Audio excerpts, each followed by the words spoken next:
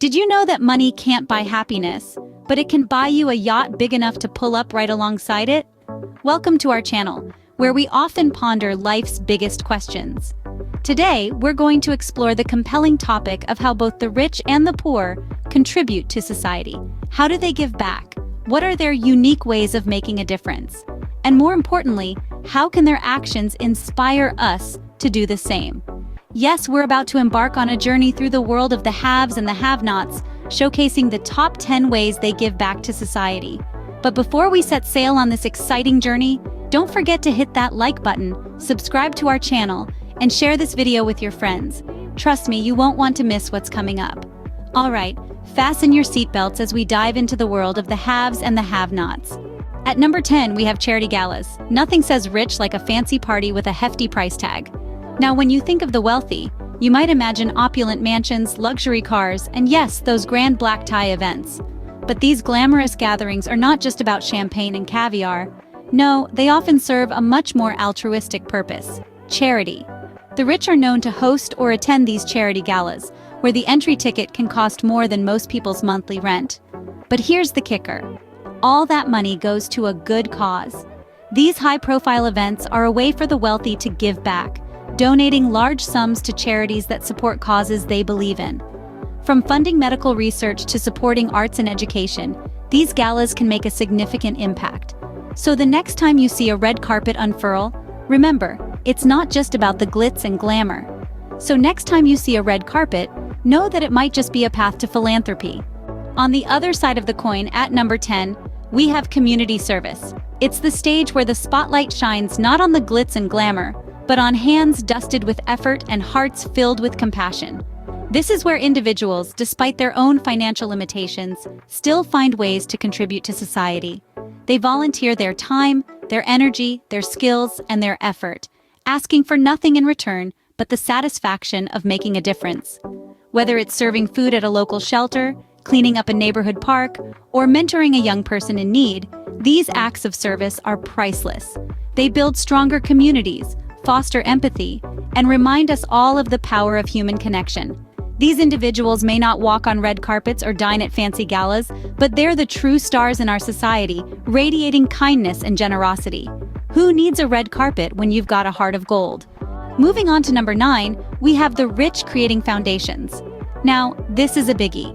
It's not uncommon for the affluent to establish foundations as a way to give back to society. These foundations often focus on causes close to the benefactor's heart, be it education, health, environment, or even the arts.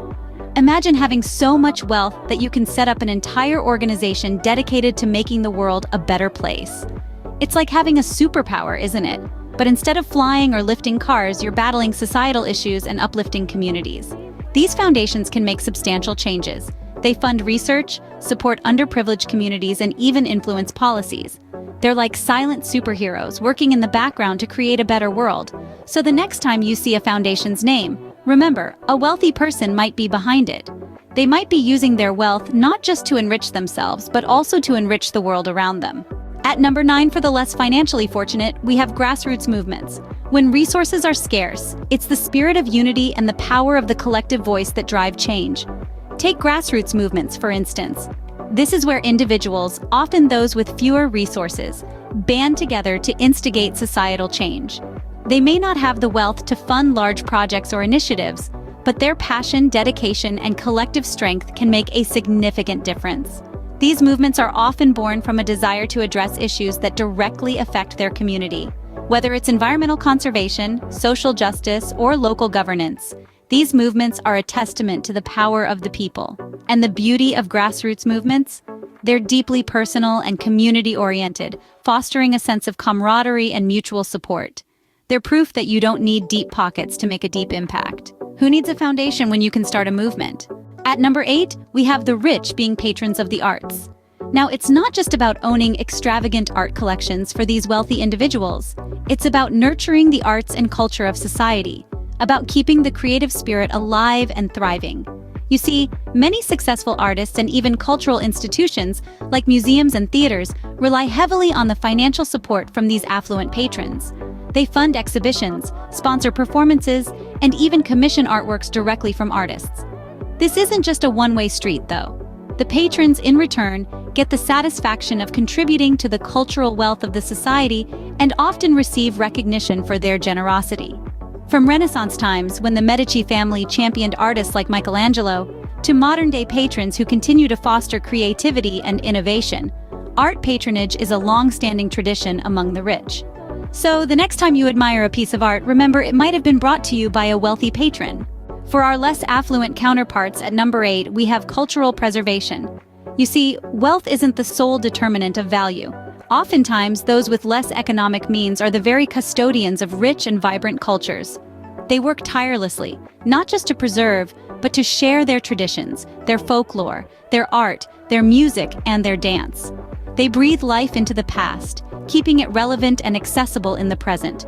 Their contribution to societal diversity is invaluable.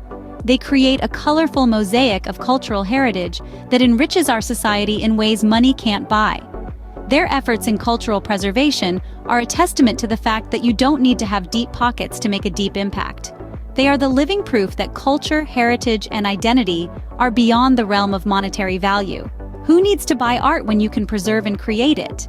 Moving to number 7, we have the rich providing educational scholarships. Isn't that something? When it comes to the wealthy, they often have a keen interest in providing opportunities for those less fortunate. And what better way to do this than through scholarships? Imagine this: a student, bright and eager to learn, but hindered by financial constraints. Enter the wealthy individual, ready to unlock that potential by funding a scholarship. These scholarships can cover anything from tuition fees to living expenses, making higher education more accessible for all.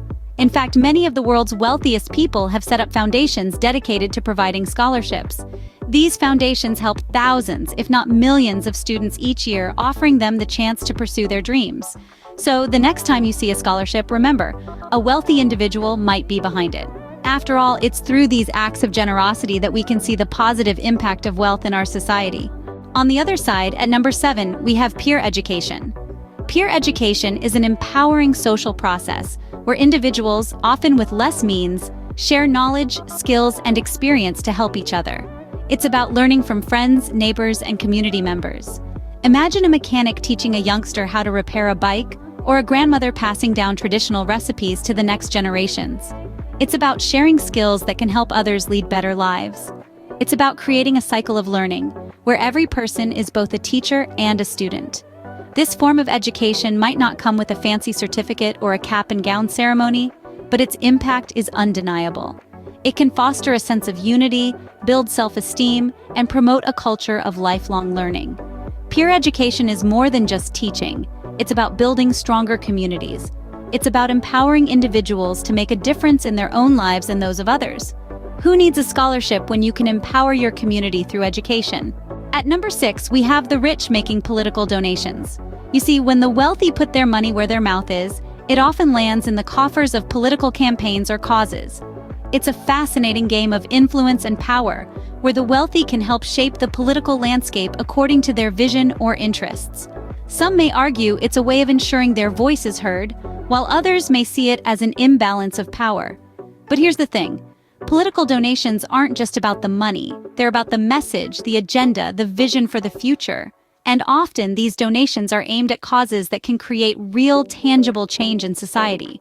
So while it's easy to focus on the dollar signs, let's not forget the potential impact of these donations. So, the next time you see a political campaign, remember, a wealthy individual might be behind it. For our less affluent counterparts, at number 6, we have community activism. This is the heart and soul of giving back, where monetary wealth takes a back seat and the richness of spirit shines. Those with fewer financial resources often employ a different kind of currency: their time, their passion, their voices. They work tirelessly to initiate change in their communities, fighting for issues close to their hearts. Whether it's advocating for better schools, safer streets, or environmental justice, these unsung heroes are the lifeblood of their neighborhoods. They rally their neighbors, organize protests, and petition local governments, all with the aim of improving the quality of life for everyone around them. And the beauty of it is, anyone can join in. It's a form of giving that's not about writing a check, but about rolling up your sleeves and making a difference where it matters most. Who needs political donations when you can create change from the ground up? And there you have it, folks. The top 10 ways the rich and the poor give back to society. We've seen how both ends of the financial spectrum contribute significantly to our communities, each in their unique ways. From the glittering charity galas of the rich to the hands-on community service of the poor, it's clear that giving knows no boundaries. The creation of foundations, support for grassroots movements, patronage of the arts, and preservation of culture are all ways in which the rich and poor respectively make a difference. The rich provide educational scholarships, while the poor empower through peer education. And let's not forget the political donations and community activism that both sides engage in. It's a diverse array of contributions, isn't it? Now, we'd love to hear your thoughts. What resonates with you and why? What other ways do people give back to society? Remember to like, subscribe, and share this video. Until next time, keep giving no matter your bank balance.